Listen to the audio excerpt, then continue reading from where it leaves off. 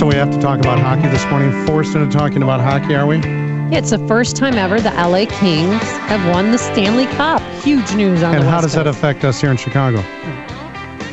Mike North, hear him every Sunday night at 9 o'clock. You can hear him with Steve Cochran Friday afternoons at 5:50 and watch his daily 30 and 5 video commentaries at 560 WIND.com. Do you care about the LA Kings, Mike North? No. But Amy's right. They won their first one since 1967. It was a story.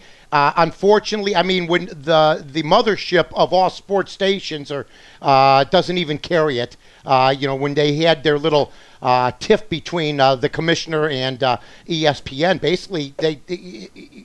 basically they said, we don't want you. And if that station doesn't want you, that's not good for the sport. That being said, congratulations to the Kings. First time in their history that they've won a Stanley Cup, 45 years. And, the goaltender, Quick, ends up getting the Conn Smythe Trophy MVP of the finals, the third American of all time to get that, John. So congratulations to him. You know, Mike, I was recently in L.A., and they had at the Staples Center the L.A. Kings, the Clippers, and the Lakers. All were in the playoffs, for their respective sports. Yeah. I couldn't believe how they did it all. Yeah, they did it in 6 days. But when I'm talking nationally, and the L.A. fans call in, they're talking about the Clippers, the Lakers. I would ask everybody this.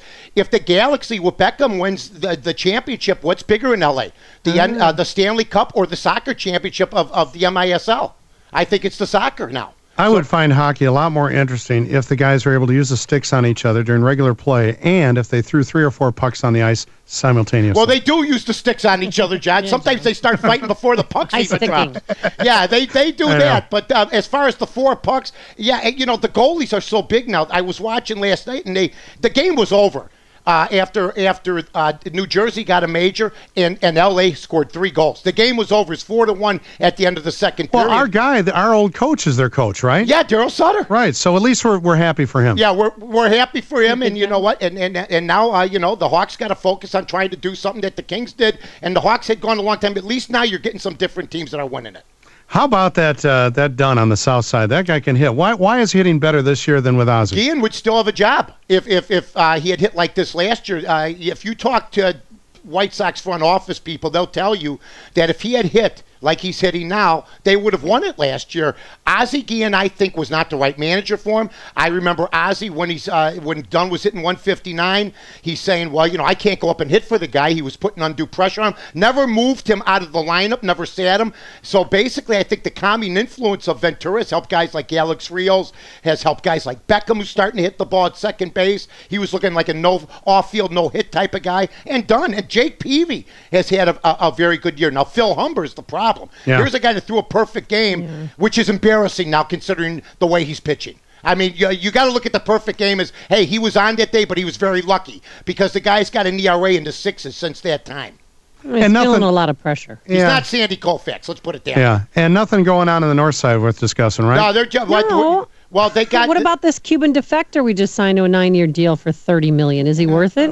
I don't think anybody's worth that kind of. I hear that it's hit and miss. But I also say this: the Cubs don't. They're going to draw their 40,000. The Sox are drawing 20,000.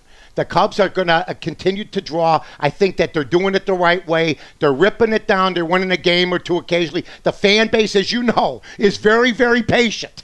Very drunk. Yeah, they like the booze. They like the people watching. They like the hot chicks. You know what they say? The Cub fans go into the bars before the game. Go, let's celebrate because it's going downhill after this. And we play the Red Sox this coming series. Yeah, you know what? The Tigers first, and then the Red Sox. And the Red Sox, quite frankly, right now are going through some issues. They're 4 games under 500. But by the way, I want to say this to everybody: when the White Sox played the Cubs, and it happens every time the Sox get on a roll. And they swept them. That's when the Sox started playing well again. The Sox and interleague play has been very good to the Chicago White Sox. They too bad they're not in the National League. They'd be a perennial World Series team or a playoff team. Well, anything we can do to help. This is going to be a good year for the Sox. I think so. I think so too. Detroit and Cleveland don't seem to be teams that are going to step up. Thank you, Mike. All right, guys, take care. Mike North, Sunday nights at 9 on WIND. I'm Mike North for the Village of Rosemont. From the 9th largest convention center to restaurants to theaters, sports venues, and hotels. 5 minutes from O'Hare, you got it all here. Rosemont, you can't miss it.